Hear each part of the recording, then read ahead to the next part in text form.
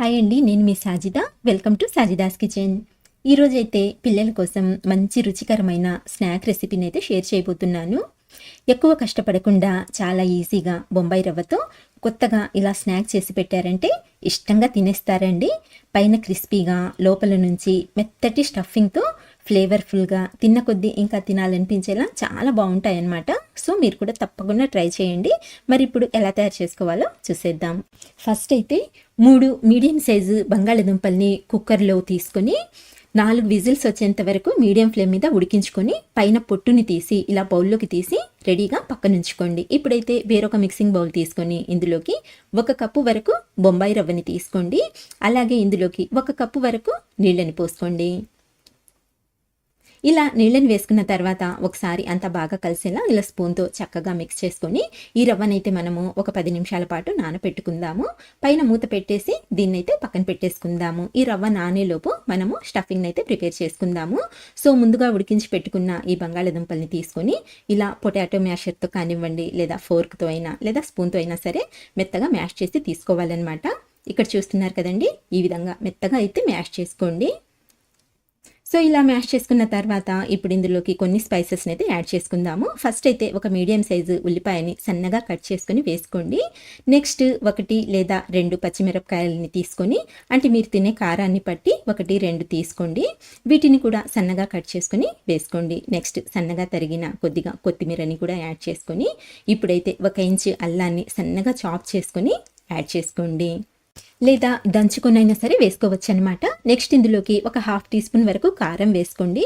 Already మనం పచ్చిమిర్చి వేసాం కాబట్టి ఈ కారం అనేది కొంచెం చూసి వేసుకోండి. నెక్స్ట్ ఒక 1/2 టీ స్పూన్ వరకు పసుపు, అలాగే 1/2 టీ స్పూన్ వరకు ధనియాల పొడి, నెక్స్ట్ వచ్చేసి 1/2 టీ స్పూన్ వరకు చాట్ మసాలా వేసుకోండి. చాట్ మసాలా ఫ్లేవర్ అయితే చాలా బాగుంటుందండి. ఇప్పుడు ఇవన్నీ బాగా కలిసేలా చక్కగా కలుపుకోవాలి. అలాగే ఇందులో సాల్ట్ కూడా వేసుకోవాలండి. నేనైతే మర్చిపోయాను, సో ఇప్పుడైతే యాడ్ చేస్తున్నాను. ఒక 1/2 టీ స్పూన్ వరకు సాల్ట్ని అయితే వేసుకోండి. లేదా మీరు తినే టేస్ట్ని బట్టి ఈ సాల్ట్ అనేది అడ్జస్ట్ చేసుకోవచ్చు అనమాట. ఇలా అన్ని వేసుకున్న తర్వాత మొత్తం అంతా బాగా కలిసేలా చక్కగా కలుపుకోవాలి. చూడండి, ఈ విధంగా బాగా కలుపుకున్న తర్వాత ఇప్పుడు మనము ఇందులో నుంచి కొద్దిగా మిశ్రమాన్ని తీసుకొని ఫస్ట్ అయితే రౌండ్ బాల్ లాగా చేసుకుందాము. మరీ ఎక్కువ కాకుండా, అలా అని మరీ తక్కువ కాకుండా ఇలా మీడియం సైజులో బాల్ లాగా చేసుకోవాలన్నమాట. చూడండి, ఇంత మిశ్రమం తీసుకుంటే సరిపోతుందండి. ఇలా రౌండ్గా చేసుకున్న తర్వాత ఇప్పుడు దీన్నైతే మనము వడలాగా ఒత్తి తీసుకోవాలండి. మరీ మందంగా ఉండకూడదు, అలా అని మరీ పల్చగా ఉండకూడదు. ఇలా ఒత్తుకుంటే సరిపోతుంది. సో ఇలా ప్రిపేర్ చేసుకున్న తర్వాత దీన్నైతే ఒక ప్లేట్లోకి పెట్టుకొని మిగతా మిశ్రమంతో కూడా సేమ్ ఇలాగే ప్రిపేర్ చేసుకోవాలన్నమాట. సో ఇలా ప్రిపేర్ చేసుకొని వీటినైతే రెడీగా పక్కనుంచుకోండి. ఇప్పుడైతే మనం ముందుగా నానపెట్టుకున్న రవ్వనైతే చూద్దాము. చూడండి, రవ్వ చక్కగా నానిపోయింది, అలాగే మనకు కొంచెం థిక్గా కూడా అయ్యింది. సో ఇప్పుడు దీన్నైతే మనం స్పూన్తో ఇలా ఒక 2 నిమిషాల పాటు బాగా కలుపుకోవాలండి. ఇలా కలిపినట్లయితే మనకు ఈ బ్యాటర్లో చక్కటి బైండింగ్ అనేది వచ్చేస్తుంది అనమాట. సో చూస్తున్నారు కదండి, ఈ విధంగా అనమాట. ఇలా సాఫ్ట్గా కలుపుకున్న తర్వాత ఇప్పుడు ఇందులోకి మనము ఫస్ట్ అయితే 1 టీ స్పూన్ వరకు జీలకర్ర వేసుకుందాము.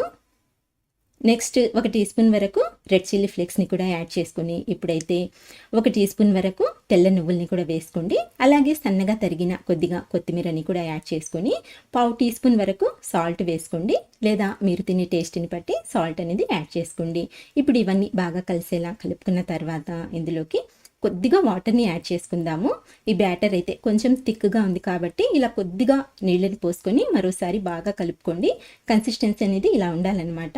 సో ఇలా ప్రిపేర్ చేసుకున్న తర్వాత మనం ముందుగా ప్రిపేర్ చేసుకున్నాం కదండి ఈ కట్లెట్స్, వీటినైతే ఈ బ్యాటర్లోకి డిప్ చేసుకొని అన్ని వైపుల నుంచి చక్కగా కోట్ అయ్యేలా చూసుకోండి. ఎక్కడ గ్యాప్ అనేది ఉండకూడదండి. ఇలా చక్కగా కోట్ చేసుకొని వేడివేడి ఆయిల్లోకి డ్రాప్ చేసుకోవాలి. నేను ఇక్కడ స్టవ్ మీద ప్యాన్ పెట్టుకొని ఆల్రెడీ ఇందులోకి ఒక 4 టేబుల్ స్పూన్ల వరకు ఆయిల్ని వేసి ఆయిల్ని బాగా వేడి చేసుకున్నాను. వీటిని వేసేటప్పుడు ఆయిల్ మాత్రం బాగా వేడిగా ఉండాలండి. సో ఇది మాత్రం గుర్తుపెట్టుకోండి.